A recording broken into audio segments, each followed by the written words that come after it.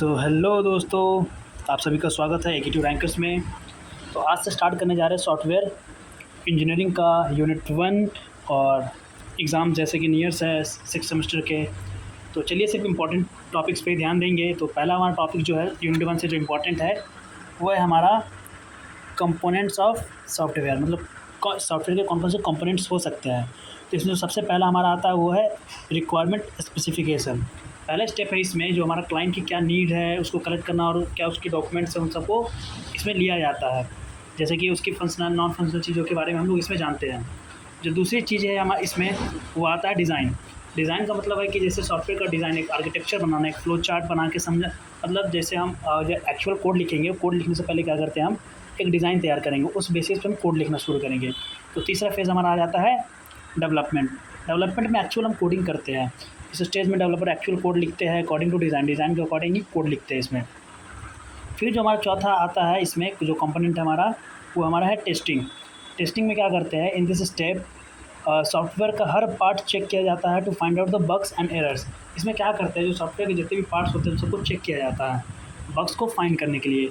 और इसमें टेस्टिंग भी बहुत तरह के डिफरेंट टाइप्स के होते हैं, वो हम यूनिट 4 में पढ़ेंगे। फिलहाल यहाँ पे एक एग्जांपल में लिख देंगे, unit testing, integration testing, alpha testing, beta testing, बहुत सारे होते हैं। फिर जो हमारा पाँचवा है वो है कि डिप्लॉयमेंट। जैसे जब सॉफ्टवेयर बन चुका है, टेस्ट हो चुका है, तो उसको हम क्या करेंगे, रियल वर्ल्ड इन्वायरमेंट में उसको इंस्टॉल करके देखेंगे या होस्ट करके देखेंगे कि चल रहा है कि नहीं। जैसे वेब सर्वर पे इसको होस्ट करना। उसके बाद आता है हमारा इसमें मेंटेनेंस फेज़। जैसे अब डिप्लॉय तो कर चुके हैं, डिप्लॉय करने के बाद हमारा जो काम होता है, डिप्लॉयमेंट करने के बाद हमें रेगुलर उसको मेंटेन करना पड़ता है ताकि आगे चल के भी कोई बग्स या एरर्स ना आए उसमें। इसके भी अलग-अलग टाइप्स हैं। अब आते हैं क्वालिटी एश्योरेंस पे। क्वालिटी और एश्योरेंस इसमें एक सॉफ्टवेयर का कंपोनेंट का एक पार्ट है जिसमें हम क्या करते हैं, चेक करते हैं जो क्लाइंट की जो नीड थी वो फुलफ़िल हो रही है कि नहीं, इसमें जो भी स्टैंडर्ड क्वालिटी था उस पे मीट हो रहा है कि नहीं। उसके बाद डॉक्यूमेंटेशन आता है, मीन्स मतलब एक प्रॉपर रिकॉर्ड मेंटेन करना हर चीज़ का।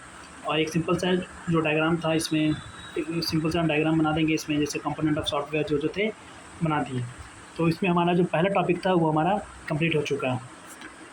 अब चलते हैं हम दूसरे टॉपिक की तरफ पे, जो हमारा सॉफ्टवेयर क्राइसिस। जो इंपॉर्टेंट टॉपिक, सिर्फ इंपॉर्टेंट टॉपिक पढ़ रहे हैं, सिलेबस को फॉलो करते हुए जो उसमें इंपॉर्टेंट थे सिर्फ वही पढ़ रहे हैं, बाकी एक्स्ट्रा चीज़ें नहीं पढ़ रहे हैं।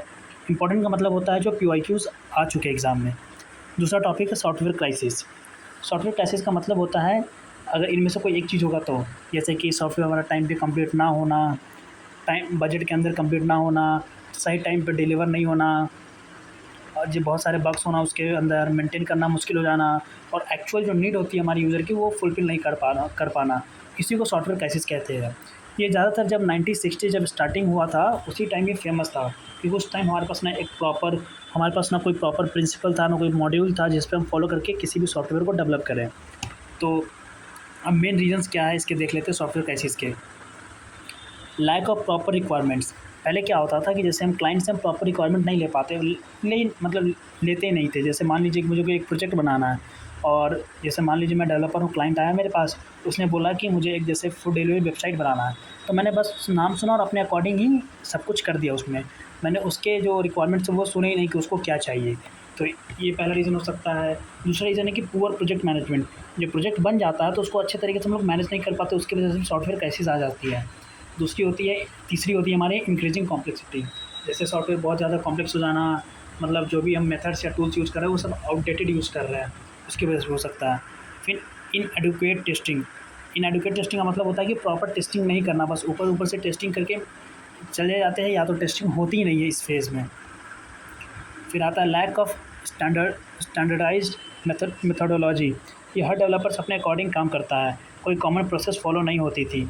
जब पहले क्या होता था कि जैसे कोई डेवलपर जब एक्चुअल कोड लिख रहा है तो पहले कोई एक प्रॉपर जो कॉमन प्रोसेस होता था वो कोई फॉलो नहीं करता था, इसकी वजह से भी सॉफ्टवेयर क्राइसिस आती थी।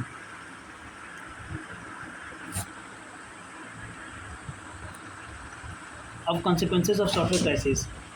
सॉफ्टवेयर क्राइसिस के कॉन्सिक्वेंसेस क्या क्या है, जैसे कि प्रोजेक्ट फेल होने लगे, टाइम और मनी वेस्ट होने लगे, ट्रस्ट लूज़ हो गया सॉफ्टवेयर इंडस्ट्री पर, मेंटेनेंस हार्ड होने लगा।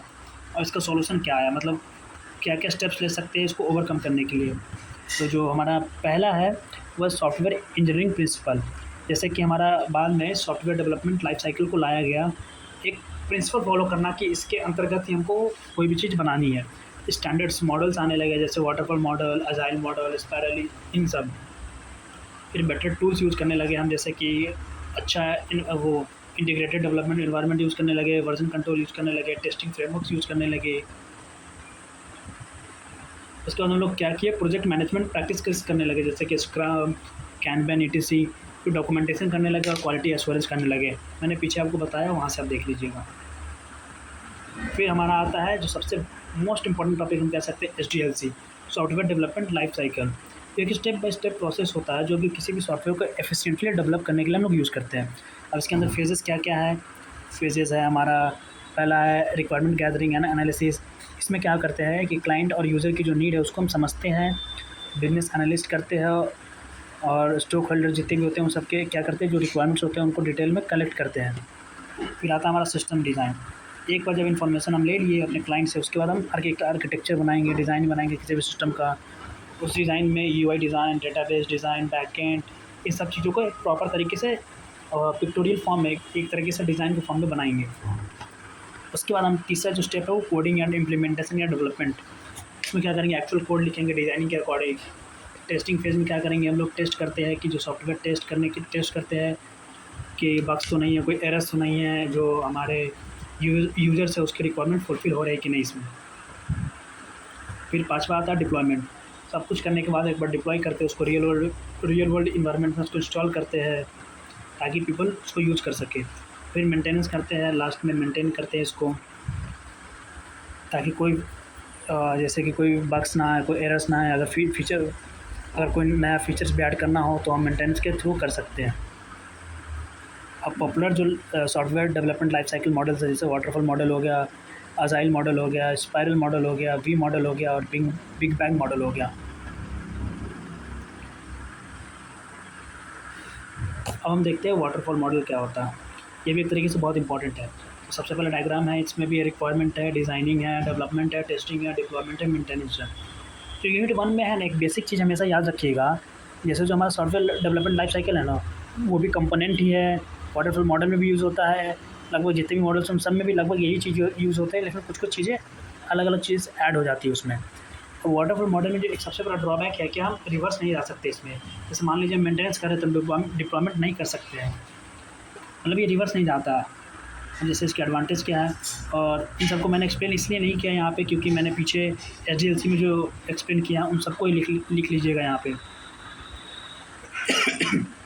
अब इसका एडवांटेज क्या है, simple to understand and manage, मतलब इजी है अंडरस्टैंड करना और मैनेज करना। क्लियर माइलस्टोन है इसका, इजीली ट्रैक करता है प्रोग्रेस को। डिसएडवांटेज क्या है कि फ्लेक्सिबल नहीं है कोई भी चेंजेस करने के लिए, मतलब जैसे एक स्टेप से पीछे नहीं जा सकते, इरिवर्सिबल इन नेचर होता है। कॉम्प्लेक्स और लार्ज प्रोजेक्ट के लिए बहुत ही हार्ड होता है ये। उसके बाद आते हैं स्पाइरल मॉडल। स्पाइरल मॉडल में भी सब कुछ वही सेम है। स्पाइरल में क्या होता है कि हमारा एक प्रोटोटाइपिंग ऐड हो जाता है, रिस्क एनालिसिस करते हैं इसमें, और एक इटरेशन लूप चलते रहता है कि हम स्टार्टिंग से किसी भी स्टेप पे जा सकते हैं।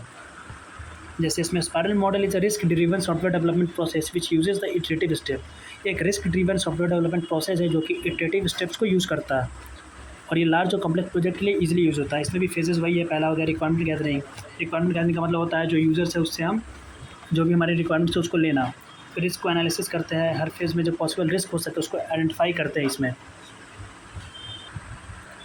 तीसरा हमारा इसमें डेवलपमेंट में वही आ गया कि एक्चुअल कोड लिखना, फिर टेस्टिंग करते हैं इसमें, फिर टेस्टिंग के बाद क्या होता है इसमें नेक्स्ट स्पाइरल। अगर हमें कोई चेंजमेंट करना होता है तो हम स्टार्टिंग से किसी भी फेज में जाकर उसको चेंज कर सकते हैं।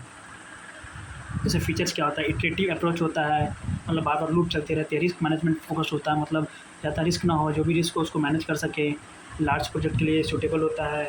प्रोटोटाइप को भी सपोर्ट करता है इसमें। और इसका एडवांटेज क्या है कि हाई रिस्क हैंडलिंग कैपेबिलिटी है, अगर ज़्यादा रिस्क आता है तो वो इसको हैंडल कर सकता है।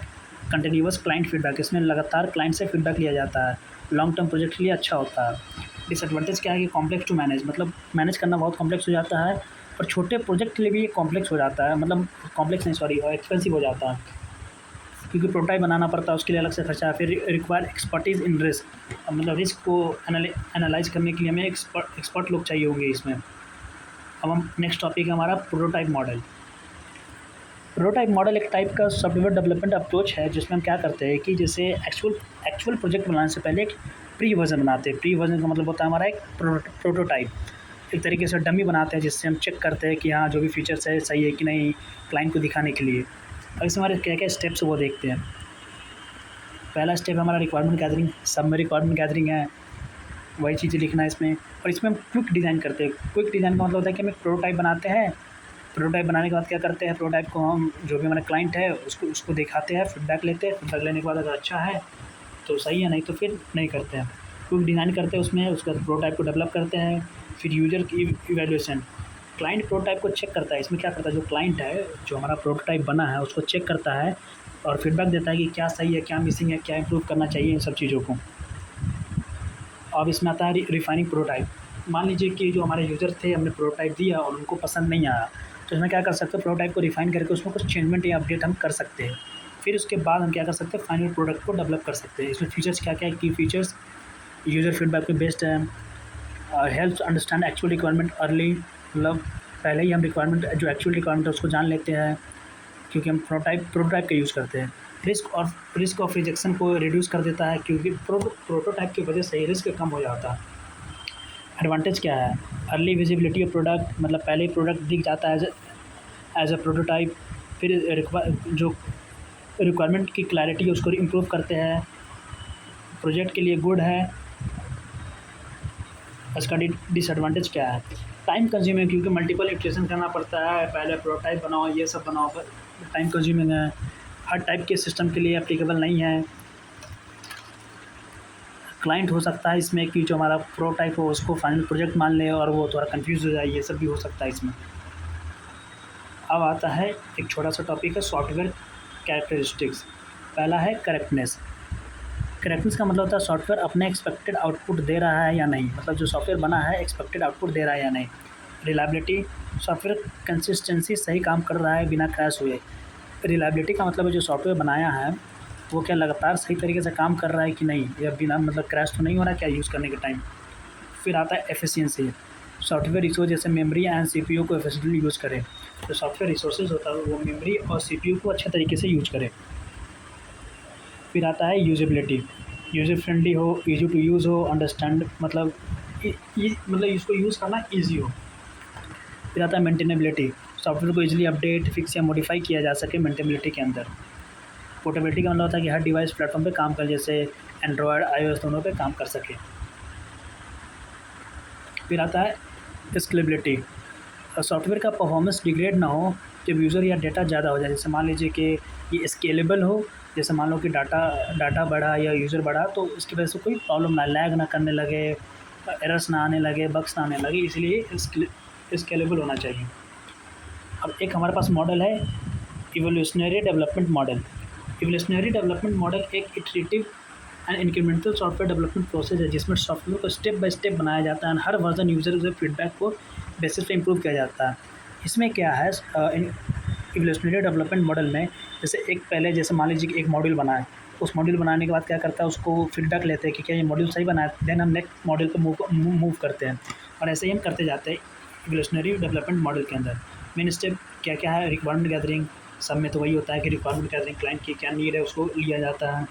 एक इनिशियल वर्जन बनाते हैं जिसको प्रोटोटाइप भी हम कह सकते हैं इसमें। फिर यूज़र से फीडबैक लेते हैं, फीडबैक लेने के बाद क्या करते हैं उसमें चेंजमेंट कर सकते हैं अगर कुछ चेंजमेंट करना हो तो। फिर यही प्रोसेस को हम रिपीट करते रहते हैं, उसके बाद एक्चुअल प्रोजेक्ट बनाते हैं। इसका एडवांटेज क्या है, हाई यूज़र सेटिस्फैक्शन, मतलब इसमें जो यूज़र है हमारा हाईली सेटिस्फाइड रहता है। ईजिली वर्किंग सॉफ्टवेयर अवेलेबल, मतलब अर्ली वर्किंग सॉफ्टवेयर अवेलेबल, मतलब जो सॉफ्टवेयर हमारा जो होता है, जो वर्किंग सॉफ्टवेयर होता है इसमें अर्ली अवेलेबल हो जाता है। Easy to adapt to requirement, जो भी रिक्वायरमेंट है उसको अडेप्ट करना ईजी हो जाता है। डिसएडवांटेज क्या है, डिफ़िकल्ट टू मैनेज वर्जन, जैसे बहुत सारे वर्जन होते हैं उन सबको मैनेज करना मुश्किल हो जाता है थोड़ा। Can become never ending if scope is not control, अगर जैसे मान लीजिए कि कोई स्कोप कंट्रोल नहीं है, अपना फीडबैक लेके बनाते चले जाए तो ये हो सकता है कि कभी ख़त्म ना हो, लंबे टाइम तक बनता ही रह जाए। रिक्वायर्स कांस्टेंट क्लाइंट इन्वॉल्वमेंट, इसमें क्या होता है जो क्लाइंट हमारा होता है उससे हमको रेगुलर कॉन्टैक्ट बना के रखना होता है, क्योंकि जब हम फीडबैक ले रहे होते हैं तो कॉन्टैक्ट बनाना ज़रूरी होता है इसमें। तो आई थिंक यूनिट 1 ख़त्म हो गया, जितने भी इंपॉर्टेंट टॉपिक थे हमने करा दिए हैं। इन सभी के नोट्स जैसे आप देख सकते हैं कि हिंदी इंग्लिश में लिखा हुआ है, इंग्लिश जिसको बोलते हैं। एकेटिव रैंकर्स पे जाएंगे, सर्च करेंगे, जो सबसे पहला वाला वेबसाइट आएगा उस पे जाके वहाँ पे जाने के बाद गेट स्टार्टेड पे क्लिक करेंगे। मैं आपको शो करता हूँ कैसे क्या करना है। जैसे आए यहाँ पे एकेटिव रैंकर्स सर्च किए, सर्च करने के बाद जो सबसे पहला वेबसाइट दिखा aktivrrankers.infinityfreeapp.com, यहाँ पे क्लिक करेंगे। यहाँ पे क्लिक करने के बाद सिंपली हम जाएंगे गेट स्टार्टेड पे। गेट स्टार्टेड के बाद जो ये वाली जो नोट्स है, शॉर्ट नोट्स वाले सेक्शन में आना है और सेमेस्टर 6 के नोट्स यहाँ पे अवेलेबल है। सॉफ्टवेयर इंजीनियरिंग यूनिट 1 यहाँ से डाउनलोड कर लेना है, सिंपली कुछ नहीं करना है। तो मिलते हैं फिर यूनिट 2 में।